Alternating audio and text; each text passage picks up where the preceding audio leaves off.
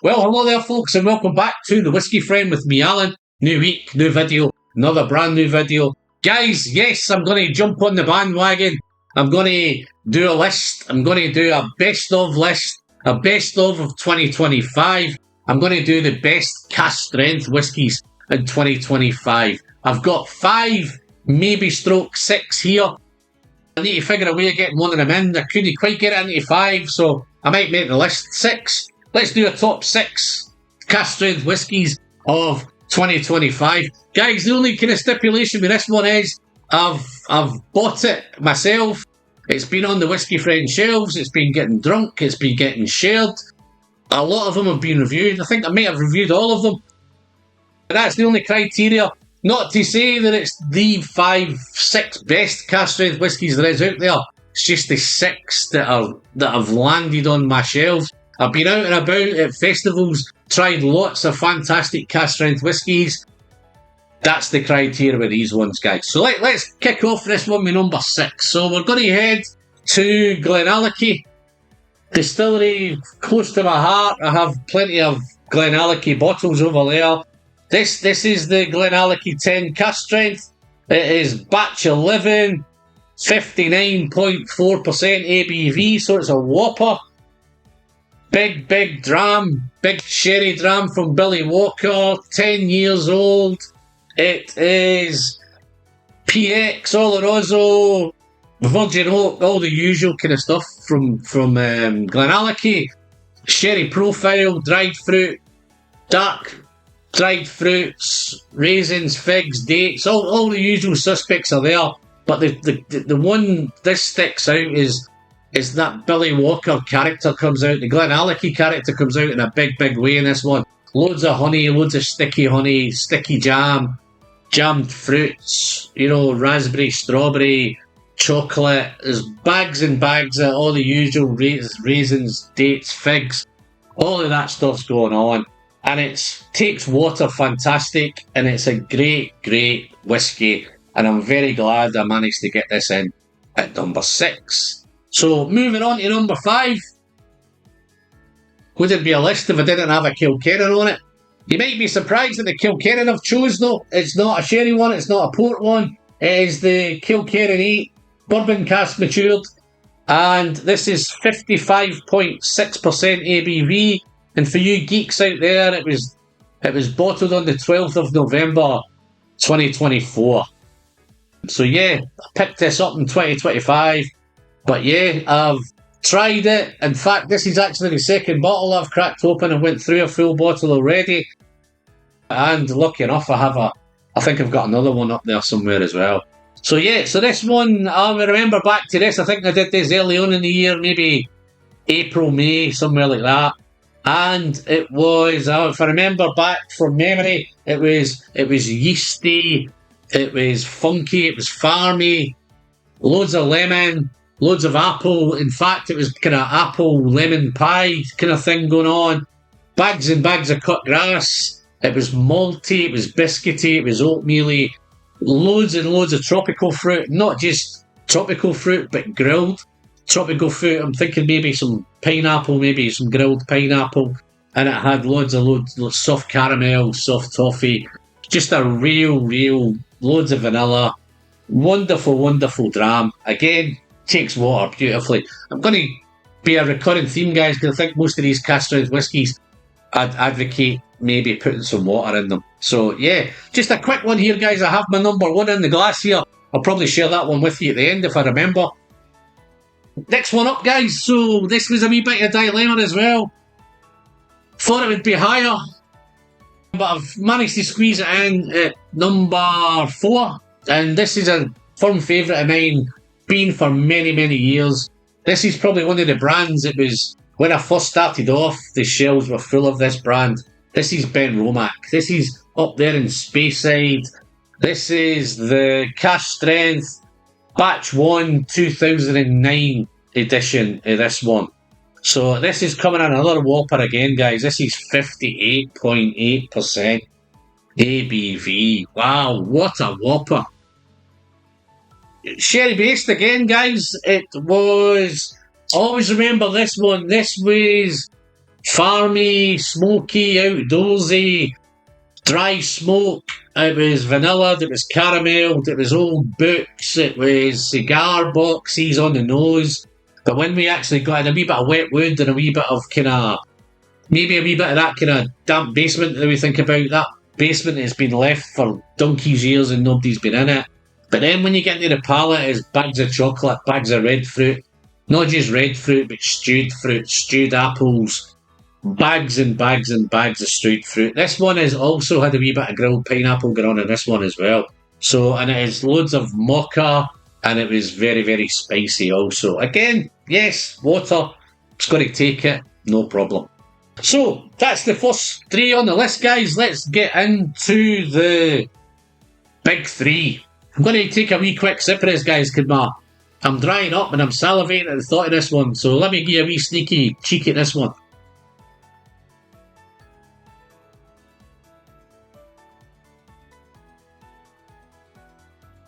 It's possibly between number one and number two. I think that might have just convinced me on I've got it right. So, going to head on to the big three. Let's tackle this one here, guys. Going to bring in a Cadenheads independent bottler. I think this is the only independent bottler I have on the list today. This is a Cadenheads. Look at that. Cadenheads. I picked this up at the Air Festival again. It was back early in the year, around about June, I think. First week in June.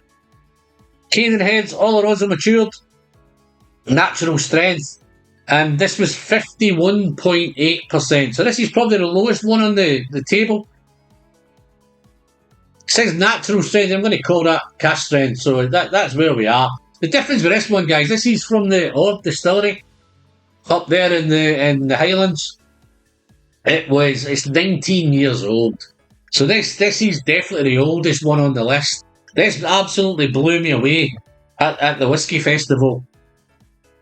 They had another one there also. I was tossed up between two of them, but I think I swung for this. I ended up buying both of them, but this is probably my favourite so far. So this one again is very damp, dunnage, earthy, dirty sherry thing going on. It's grassy, it's mossy, it's mouldy. But at the same time, then you have all those beautiful figs, dates, raisins, dark sherry fruits, dark boozy sherry fruits. But it also had this kind of minty thing going on, which was a wee bit of a surprise for me in something such dark old sherry. But it had this after 8 mint thing going on. Chocolate mints, chocolate liqueur as well. Also had that liqueur thing. It was also very spicy, very coffeed, and this was a sherry bomb. So yeah, that's number 3 on the list. So this was the big dilemma, guys. 1 and 2. I really tossed these around in my head. I opted for, which might be a surprise, and it might not be a surprise that it's on the list, but it might be a surprise that it's not my top one. So I'm going to Boona Haben 12 cask strength. This is the 2025 edition. This is sherried, nutted and unpeated. All of this stuff. This is coming in at 56.4% ABV, cask strength, Islay single malt from over there in the Boona Haben distillery. So what's going on with this one? This one is second fill sherry casks, first fill sherry casks. It's jammy, it's strawberry, it's raspberry. It's just got so much chocolate, jammy, sticky chocolate, dark chocolate, all sorts of chocolate. But at the same time, it's got candied fruit. It's got a wee bit of sweet shop vibe going on, but it's toffeed, it's honeyed, it's malty. It's a little bit dirty. It's not as dirty as the 2022 version. If it was as dirty as that version, then I think it would have jumped its way in to the number 1 slot. But yeah, number 2, and it's gingery and it's peppery. It's got all that sort of stuff going on. Just a quick one with the scores, guys. I think when I reviewed all of these, right, I think I gave them all, surprisingly enough, I think I gave all of them a 90 out of 100, which when I went back and checked, I was amazed. But yeah, I think I gave them all a 90, except the winner. The actual winner, when I did a tasting of it way back early in the year, I actually scored this as an 88 out of 100. But since then, as you can see, well, I'm going to bring it in now. I'm going to bring in this one. This is the GLENCAIRN. GLENCAIRN Cask Strength, batch 11, 59.8. So this is a whopper. And as you can see, I've been smashing through it. Again, guys, second bottle. Smashing right into this. Responsibly, of course. But yeah, no, I actually gave this an 88 out of 100 at the time, but I think I got into that far too early. As I went through the bottle, as I went cracked up on another bottle, this, over the time, guys, from probably the 6 months that I've been drinking it, this has just worked its way from here all the way through to here. So this is GLENCAIRN Cask Strength. What's the special about this one? What makes it the winner? This took me back, and if you follow the channel, you'll probably find that I've probably 4 or 5 years ago I kind of fell out with GLENCAIRN. This one was the one that kind of brought me back. Tried it. I thought, wow, this reminds me of the old GLENCAIRN.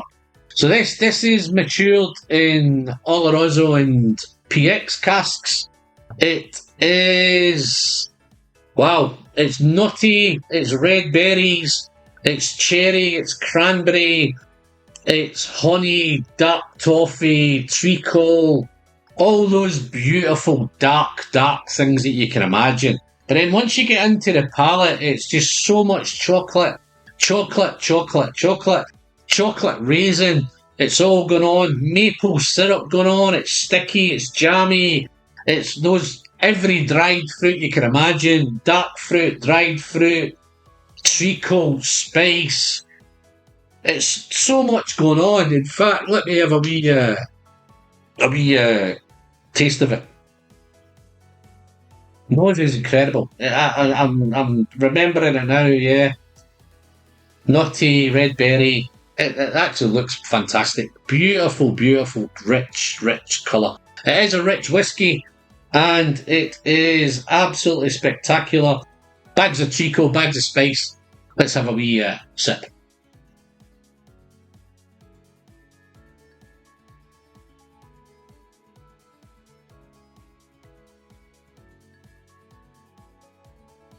So good. Punchy.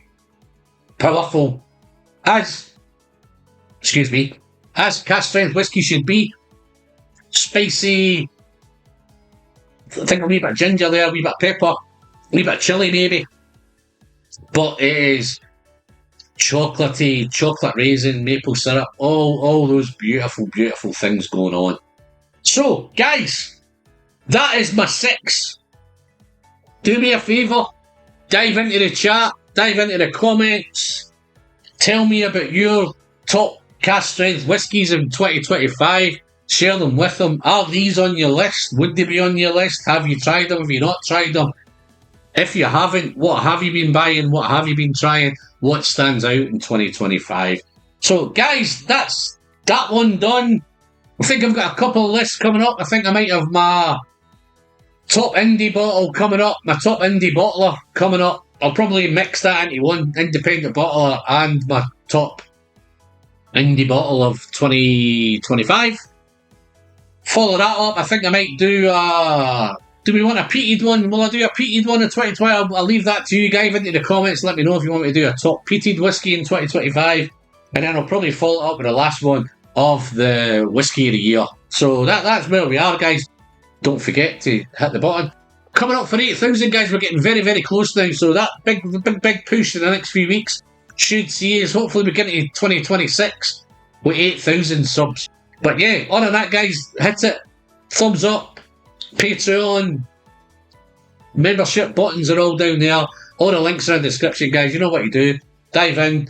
But as always, the pleasure's the sharing. And don't forget to send some great cask strength whiskey straight down the hatch. Cheers, folks.